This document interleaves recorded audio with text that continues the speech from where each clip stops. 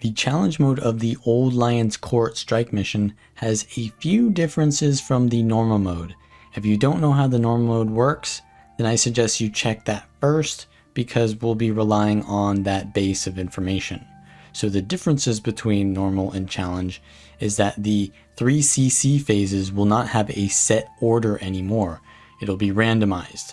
So you'll need to know what patterns mean you should CC which one. So the 3 patterns are, if you need to CC the red watch night, then you will see that they're all close to each other with one of them in the center of the arena. So they'll all be kind of looking at each other, and that means you want to CC the red. Then if you need to CC the blue, they will not be close together, they'll be spread out, and there will be a perpendicular pattern. So the red is going to look at the green, and the green is going to look in the same direction but facing away from the red, and then the blue is going to be looking at sort of like perpendicular to that line of sight.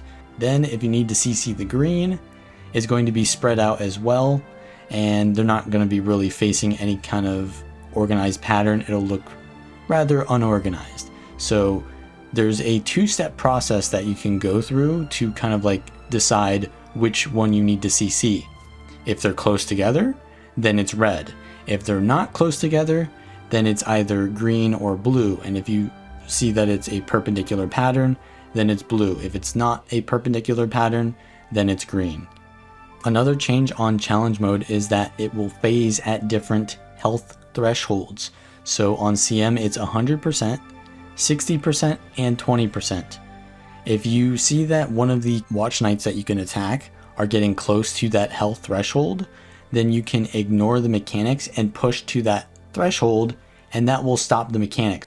Also, the red pools or the boiling aethers will now linger the entire phase. So that second phase, you're going to have issues with those boiling aethers stacking up. So there is a soft enrage on this fight during the second phase, because if you run out of space, you're going to get killed by all the mechanics that you can't avoid.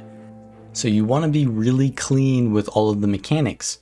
So you want a dedicated tank for the red watch knight, you want a dedicated tank for the green watch knight, and you want a kiter for the green tether mechanic. And the specific mechanics of each watch knight need to be very closely paid attention to. So when you get the in and out mechanic for the red watch knight, which is when it is the currently attackable watch knight, you need to have people go in or out accordingly, and then move away from the deadly AoEs, because you have a little bit more time with the deadly AoEs, less time to do the in and out mechanic. And if you fail to do that mechanic, it's going to take a lot of damage, and your kiters are going to die, your tanks are going to die, and they may be in the wrong place, and then they'll die to the deadly AoE because you can't revive them in time. So always do the in and out mechanic first, and then move away. The red tank should always tank the boss on the edge of the platform, so that the boss will drop the boiling aethers on the edge of the platform. Move it very slowly so that the AoEs will overlap, and move the boss only when you need to get out of the deadly AoEs. For the green watch knight, you still want to tank it on the outside of the arena, because the mechanic that it does where it pulls people in, you don't want to have that in the center of the arena, because then you're going to have a lot of trouble with avoiding the edge with the boiling aethers and then having the pull in the center. So you want to have the boiling aethers kind of like in the same spot as the pull mechanic from the green watch knight. And then for the tether, which is every second auto attack chain, the green watch knight will tether the player furthest from it, which is not currently fixated by any of the watch knights. So you have your kiter move out when it's about to do that second auto attack chain, and then they can place the boiling aether that it creates on the edge of the arena, or they can also put it inside another already existing boiling aether to conserve more space. And then you've got the blue watch knight. So the blue watch knight will push you away, so you really need to stack together tightly and heal each other. And this is complicated by the fact that the blue watch knight creates the orange circles, and you don't want to stack them. However, you can stack them because you can actually dodge the damage from the AoE. So if everyone dodges the orange circles from the blue Watch Knight, then you can still stay stacked. So just dodge towards the blue Watch Knight when that happens, so you avoid the damage, and then when the push mechanic happens, you'll all be stacked together, and you won't have to worry about getting separated and dying alone. Also, the blue Watch Knight's tether mechanic happens every second orange circle. So one of the players that gets the orange circle will get the tether, and they need to be ready to move that out to the outside of the arena. And if they really want to, they can move it inside another boiling aether if they want to be greedy. Remember, you can go invulnerable, you can dodge, you can block, and that will help you survive inside those boiling aethers. And then they'll get pulled out anyways because the tether returns you to the original location. Also, if the Watch Knights get close to each other, they become tethered and will perform their mechanics much faster. You don't want this to happen at all, so always have your tanks separate them. But in the second phase, when you're attacking the green Watch Knight, the red Watch Knight will come down and do its massive AoE attack, and the only safe place to go is next to the red Watch Knight, because there's a small circle of area where it's safe to stand. But if you CC the red Watch Knight, it inverts it and creates a lot more safe space for you to kite them separated and therefore avoid the extra mechanics. So just CC the red on that second phase when you're fighting the green Watch Knight. So here's a full attempt of the Old Lion Court CM, and I'll be playing the Alacrity Spectre with the role of kiter on that green tether mechanic. So we CC the red here because they're in a close pattern, so we know that we have to CC the red there. And then we head into the first phase, which isn't too big of a deal because you can generally phase that before the boiling aethers start to build up, but still we're going to show how the mechanics work in this first phase. So we'll try to kite it a little bit clean. So we start out with the red. The red's mechanic is every second auto attack on the tank, it will drop a boiling aether. So the tank wants to kite that on the edge. We've also got the in and out mechanic. I go out while the group goes in because I want to be kiting the green tether. So if the red is doing its mechanic, I don't want to be stacked in the same spot as my group. I want to be separated from them so that I can be further from the green. So I do what the group isn't doing so that when it alternates the mechanic, you can see I have to go in when they have to go out. So it alternates and I can essentially do the kiter roll. So we're going to finish off the red Watch Knight here. The tank is just putting those red circles on the outside, which is good. And once we get to, you always want to do the in and out mechanic before you move away from the deadly AoE attack.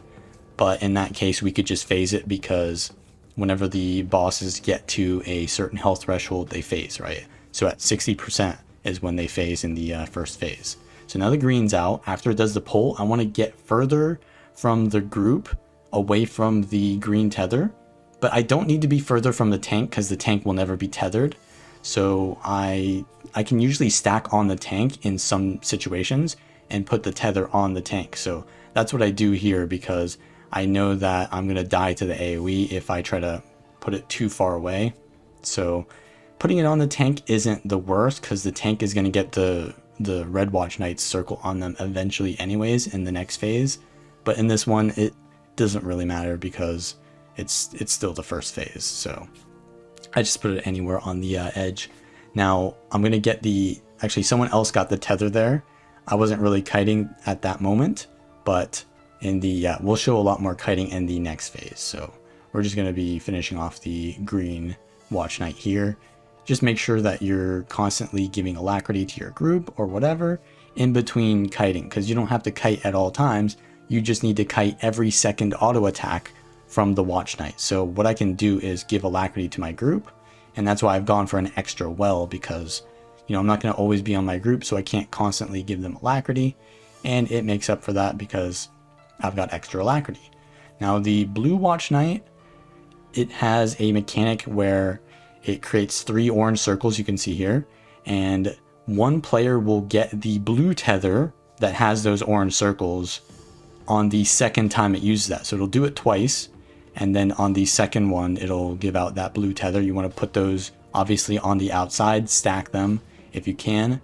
And the orange circles will do damage if you stack them. So you kind of want to spread them out, but not really too far, because then you're spread out for the push mechanic and you want to be stacked together for that. So really what you want to do is not worry too much about splitting them, but instead dodge when that happens, and you can actually evade the damage that happens and stay stacked together to get healed. But if you split up on this fight from the group, you're not going to have a good time. So try to dodge the orange circles instead of spread them out. And we had to CC the green there because it was the spread out mechanic, or the spread out pattern with the non-perpendicular arrangement. And now we're going to head into the second phase. So this is where we really need to be clean. So I'm going to be kiting very aggressively. I give out the alacrity to my team, and then I'm going to get further from the green watch knight than my group. Obviously the tank is further than me, but as I said, you can't get the mechanic as the tank. So we're going to put that right on the edge in front of the tank. Could have put it behind the tank, to be honest, but they're going to place down their red next to us, and we're going to move out of that. Now I have to move away again because the green's going to happen again, because it's every second auto chain from the green. I'm going to put it right in this corner, which is getting pretty good value because it's overlapping with the edge of the arena and another red circle. So it's covering a lot less space, which means that we're going to have a lot more space later on. Now I have to go in here before I do the, avoid the mechanic. And I also get the green tether. So you can see how I got the tether because I had a different alternation from the group. And I can place that tether, or that boiling aether, on the edge. And now we've got to do the green watch knight. So we've killed the red pretty early, and we've got quite a bit of time because we're stacking these red circles really well. So we need to CC the red as well when we're killing the green watch knight on the second phase, because it gives you a lot more space. Now I'm going to give alacrity and then move away to get the green tether. And you can see here I've got a little bit of greed there. I dodge into the red circle so that I can place it inside another red circle and then dodge out. You can dodge the damage from those pulsing AoEs. So if you're on a really tanky kiter build, you can play really greedy and put them inside each other and create a lot of space for your team. So essentially your kiter is going to carry your group if they can kite really well, because you give them a lot more space and therefore time to complete the second phase. A lot of people misinterpret the fact that this is sort of like a DPS check, when in reality it's a mechanics check. It's whether or not your kiter knows what they're doing. So yeah, this is going to be really clean because we're already almost phasing the green watch knight, and we've got a lot of space because I'm greeting those red circles pretty well. That wasn't the best one there, to be honest, but they're all kind of in the same spot anyways, outside of the middle, so it's not the worst. Like, I've already created quite a bit of space, so it's good. And now I'm going to try to move away again because the attack chain is happening. And I've got the tether. I'm going to place it right in this little corner here and between two. And actually I greeted as well. So I placed it inside two of them, which was pretty dangerous. But we phased it, and look at all the space we have. We've only got one more watch knight to take out before we go into the final phase, which if we've got all 10 players when we get into that final phase, we're going to be fine. So we dodge that mechanic. The blue tether is happening on someone.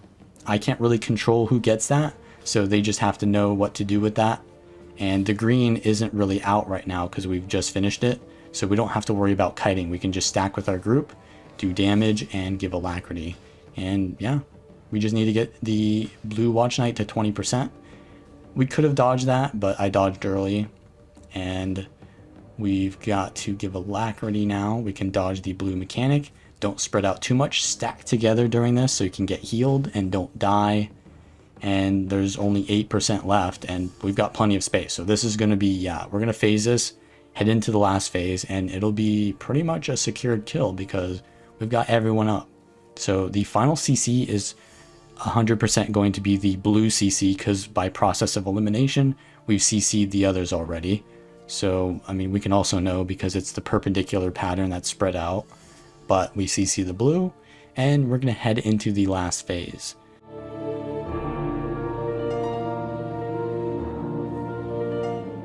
So the last phase is not really that hard because you're going to be able to do it really quickly because there's only 20% left, and you can easily just burst down the first watch night. And the boiling aethers, even though they're spawning a little bit faster in this phase because all the watch nights are active, it's still going to be a lot faster because you can easily just burst them down and don't have to worry about losing too much space because it's pretty quick. So yeah, we've already got the first watch night to 5%. I'm just kiting the greens off just to be safe. There's no reason to greed, even though I said it's not a big deal. I mean, you still want to play safe because you don't want to throw. So yeah, we're just going to finish off the red, and now we've got to do the green watch night. I can still kite during this time, so I want to move away from the group now after giving my alacrity. And you can see the blue tethers are happening at the same time as the green tethers. So, okay, the green's doing its mechanics, so it's not going to give out the tether yet. But I'm going to give alacrity while we wait for that. And then I'm going to try to move away from the group so I can get the tether. And I think someone else got it. No, someone got the blue tether. Yeah, so I moved in early and then someone else got the green tether. But it's fine because we just took out the green watch night, and we're going to be able to now finish off the blue watch night. We've got all 10 players. So yeah, this is definitely going to be a confirmed kill because we've got plenty of space. Putting that little red in the center was not the best, but I think that's because I didn't kite that one and someone else got it. So you want to do a really clean job as the kiter so that your DPS don't have to worry about it and they don't make mistakes. But that is pretty much how you do the Old Lion Court CM. If you like this content, then be sure to like the video, subscribe for more, and I will see you all next time.